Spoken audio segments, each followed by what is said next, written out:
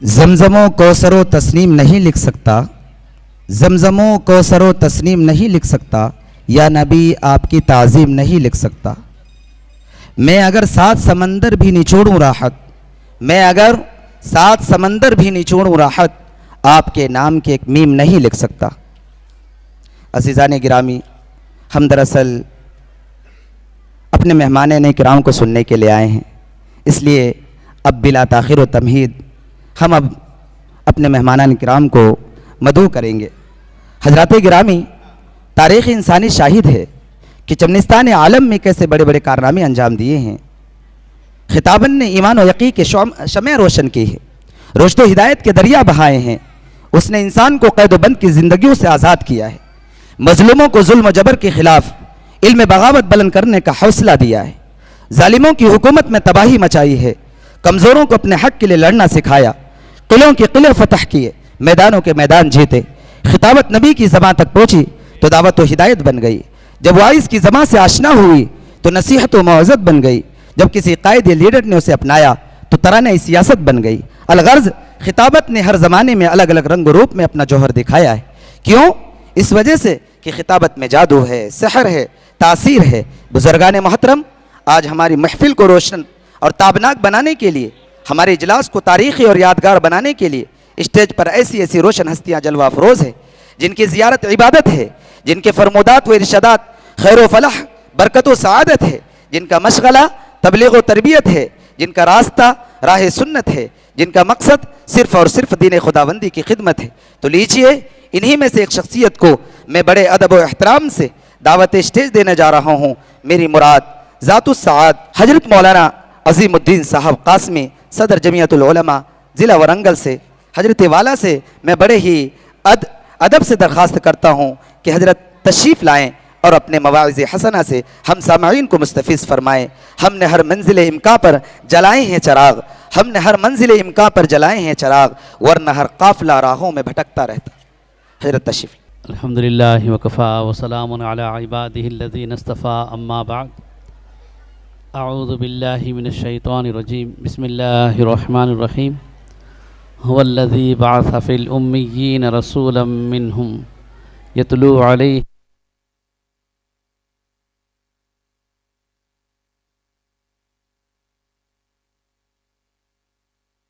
عزیز حاضرین اور پس پردہ موجود خواتین، آج کا یہ جلسہ مدرسے کے ختم بخاری کا اور سالانہ اجلاس ہے، جس میں ہم اور آپ شریک ہیں۔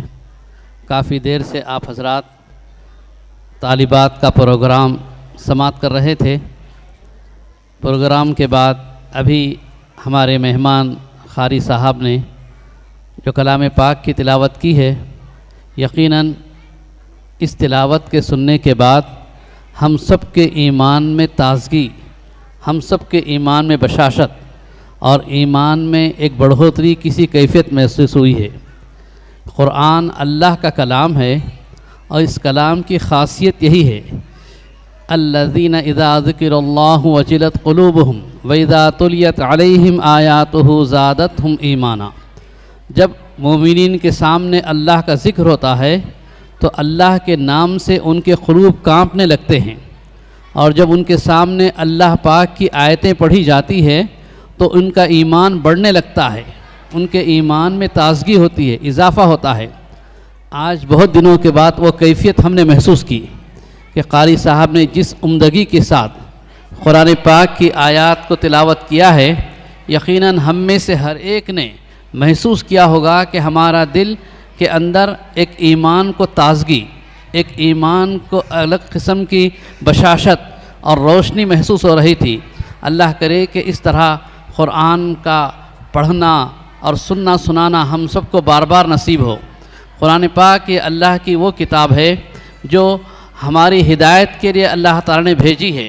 اللہ پاک نے اس کے ذریعے سے ہمارے لیے قیامت تک انسانوں کے لیے زندگی گزارنے کا دستور اور نصب العین اللہ پاک نے بتایا ہے۔ رسول اللہ صلی اللہ علیہ وسلم کی بعثت کے مقاصد میں سے اللہ نے ذکر کیا، یتلو علیہم آیاتہ۔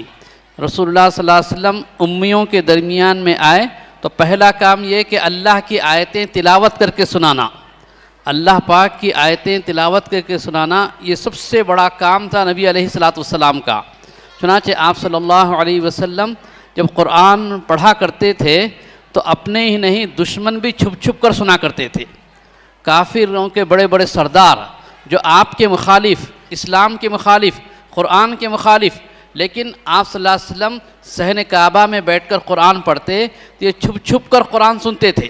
ان کو بھی معلوم تھا کہ یہ قرآن انسان کا نہیں اللہ کا کلام ہے، اور اس کلام کی لذت کافروں کے دلوں کو بھی چھوتی تھی اور ان کے دل بھی اس سے متاثر ہوتے تھے۔ اللہ پاک نے اس کلام کو وہ عظیم مرتبہ اور مقام دیا ہے، جو قرآن اور اللہ کے کلام سے جڑے گا اللہ اس کو عزت و سربلندی عطا کریں گے، اللہ اس کو بلند و بالا مقام عطا کریں گے۔ جو قرآن سے اپنے آپ کو جوڑے رکھے، جو قرآن سے اپنی نسبت کو جوڑ کر رکھے، اللہ اس کو کبھی ذلیل نہیں کریں گے، کبھی رسوا نہیں کریں گے۔ عزتوں کے بلند مقام پر اللہ تعالیٰ قرآن کے پڑھانے والوں کو اللہ تعالیٰ وہ مقام بلند عطا فرمائیں گے۔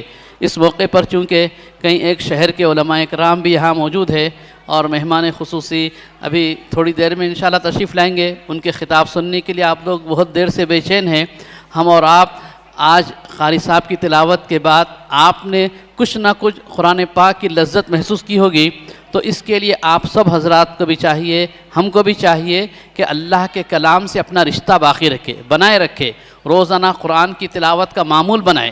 کم از کم ہم اپنے اوقات میں سے ایک وقت ایسا مقرر کریں کہ روزانہ ایک آدھا گھنٹہ، 1 گھنٹہ یا 20 منٹ یا جتنا ہو سکے ایک وقت مقرر کر کے قرآن پاک کی تلاوت کے لیے فراہم کرے اور اس کے لیے اپنا وقت نکالے۔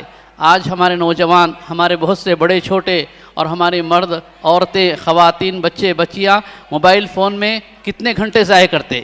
موبائل فون کے اندر 2 گھنٹے، 6 گھنٹے، 8 گھنٹے ہماری رات ساری موبائل فون کے اندر گزرتے۔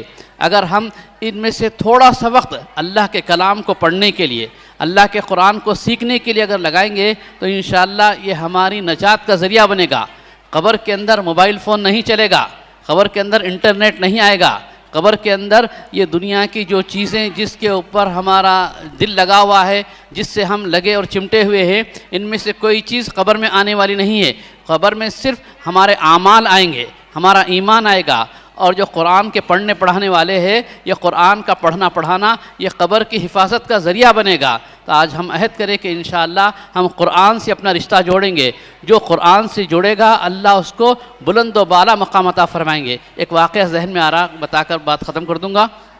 ہمارے اسلاف اور بزرگوں میں سے امام عاصم کوفی رحمۃ اللہ علیہ بہت بڑے امام ہیں، قرأت کے بڑے امام ہیں، اور جن کی قرأت پر ایک بڑا زمانے کا اور ہر دور کا ایک حصہ ان کی قرأت پر عمل کرتا ہے اور اس کے مطابق تلاوت کرتا ہے امام عاصم کوفی رحمۃ اللہ علیہ کے۔ تو ان کے بارے میں یہ واقعہ لکھا ہے کہ جب بھی وہ بات کرتے تھے تو ان کے منہ سے خوشبو نکلتی تھی، جب بھی وہ بات کرتے تو ان کے منہ سے خوشبو نکلتی تھی۔ اب ایک آدھ مرتبہ تو لوگ سمجھتے شاید کوئی عطر لگائے ہوں گے، کوئی خوشبو لگائے ہوں گے، زعفران وغیرہ لگائے ہوں گے، یہ سمجھتے، لیکن ہر بار ویسی، چاہے رات ہو، چاہے دن ہو، چاہے محفل ہو، چاہے تنہائی ہو، ہمیشہ زبان کھلتے ہی زبان سے الفاظ کے ساتھ خوشبو بھی نکلتی تھی۔ کئی مرتبہ لوگوں نے محسوس کیا، پوچھا، بتا نہیں سکے، بتائے نہیں، بلکہ یہ راز ہی رہا۔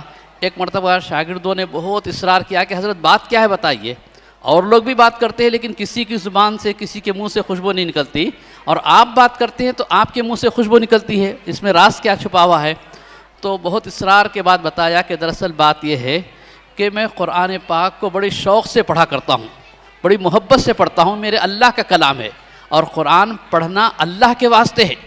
ہم اللہ کی محبت میں پڑھیں، جتنا قرآن پڑھیں گے اللہ کی محبت میں اضافہ ہوگا، اللہ سے تعلق میں اضافہ ہوگا، اور اللہ کا نور ہمارے قلب میں اترے گا، اللہ کے نور سے ہمارے دل و جان کو سکون اور راحت نصیب ہوگا۔ تو چنانچہ میں جب بھی قرآن پڑھتا تھا تو ایک عجیب کیفیت، ایک عجیب لذت، روح کو سکون نصیب ہوتا تھا۔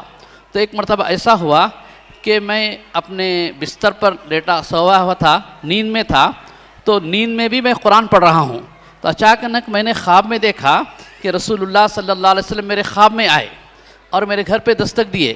میں دروازہ کھولا، آپ صلی اللہ علیہ وسلم میرے حجرے میں آئے، پھر آپ صلی اللہ علیہ وسلم نے کہا، عاصم کوفی تم کیا کر رہے ہو؟ فرمایا کہ میں قرآن پڑھ رہا تھا۔ اللہ کے نبی نے کہا تم قرآن پڑھو، میں تمہارا قرآن سننے کے لیے آیا ہوں۔ تو خواب میں رسول اللہ صلی اللہ علیہ وسلم ان کا قرآن سننے کے لیے تشریف لائے، تو میں نے اللہ کے نبی کی فرمائش پر قرآن پڑھا، اللہ کے نبی نے میرا قرآن سنا، پھر اس کے بعد اللہ کے نبی جانے لگے تو میرے ہونٹوں کو بوسہ دے کر گئے، میرے ہونٹوں کو اللہ کے نبی نے بوسہ دیا، اور یہ بوسہ دے کر جب چلے گئے نا، اس دن سے میں دیکھ رہا ہوں کہ میرے منہ سے خوشبو نکل رہی ہے، اس دن سے میرے منہ سے خوشبو نکل رہی ہے۔ دیکھو اللہ کتنا اکرام کیے، کتنی عزت اللہ تعالیٰ نے عطا فرمائی۔ تو قرآن سے ہمیں جڑنا، آج ہم قرآن کو چھوڑ کر ساری چیزوں سے دل لگائے بیٹھے ہیں۔ آج قرآن ہمارے لیے صرف کوئی گھر بنائے تو برکت کے لیے، کوئی دکان اوپننگ کرے تو وہاں پر کاروبار کی برکت کے لیے، یا کوئی مر گئے تو ایصال ثواب کے لیے قرآن پڑھتے، اس کے سوا قرآن کسی اور مقصد کے لیے ہم نے نہیں رکھا۔ یاد رکھو قرآن ایصال ثواب کے لیے نہیں نازل ہوا، قرآن برکت اور صرف کاروبار کے لیے، دکان مکان چلانے کے لیے نہیں نازل ہوا، قرآن ہدایت کے لیے نازل ہوا، قرآن عمل کرنے کے لیے نازل ہوا، قرآن مردوں کے واسطے نہیں، زندوں کے واسطے نازل ہوا۔ آج ہم یہ سمجھے کہ مرنے والے کے لیے قرآن ہے، زندہ آدمی اس کے لیے اس کی کوئی ضرورت نہیں ہے، ایسا نہیں، قرآن ہمارے لیے ہے۔ اور قرآن ہم یہ سمجھتے بچوں کو پڑھائے تو کافی ہے، بچے نہیں بڑے بھی پڑھنا چاہیے، بڑے لوگ بھی قرآن پڑھے، اور بڑے لوگ جن کو نہیں آتا وہ پڑھنے کی کوشش کرے۔ قرآن جب نازل ہوا نا تو صحابہ بچے نہیں تھے، صحابہ بڑے تھے، ان بڑوں پر قرآن نازل ہوا اور ان لوگوں نے قرآن کو یاد کیا۔ تو ہم کو بھی چاہیے کہ آج کے اس اجلاس میں بڑے بڑے علماء کرام بیٹھے ہیں، اور سب سے بڑی میرے لیے بڑی انفرادی طور پر تنہائی، میں اپنی ذاتی بات بتلا رہا ہوں، قاری صاحب نے جو قرآن پڑھا ہے نا، یقیناً ہمارے دلوں کو بہت ایک راحت خوشی محسوس ہوئی۔ اللہ کرے کہ ایسا پڑھنے والے ہر جگہ موجود ہو، ہر بستی میں موجود ہو۔ آپ کا نرسم پیٹ کا علاقہ خوش نصیب ہے کہ اتنے اچھے قاری صاحب نے آپ کو اتنے اچھی قرآن کی صورتیں سنائی ہے۔ آپ لوگ بھی ارادہ کریں کہ انشاءاللہ ہم اپنے بچوں کو ایسا پڑھائیں گے، ہم اپنے بچوں کو ایسا قاری بنائیں گے، ایسا حافظ بنائیں گے جو قرآن کو ساری دنیا میں پڑھ کر سنائے، ساری دنیا میں قرآن کے کلام کو، تلاوت کو عام کرے۔ اللہ تعالیٰ کہنے سننے سے زیادہ عمل کی توفیق عطا فرمائے۔ اور بھی علماء کرام باقی ہے، وقت بھی بہت ہو چکا ہے، انشاءاللہ مہمان خصوصی آئیں گے، ان کا بیان بھی آپ کو سننا ہے۔ اللہ تعالیٰ عمل کی توفیق عطا فرمائے۔ وآخر دعوانا الحمد للہ رب العالمین۔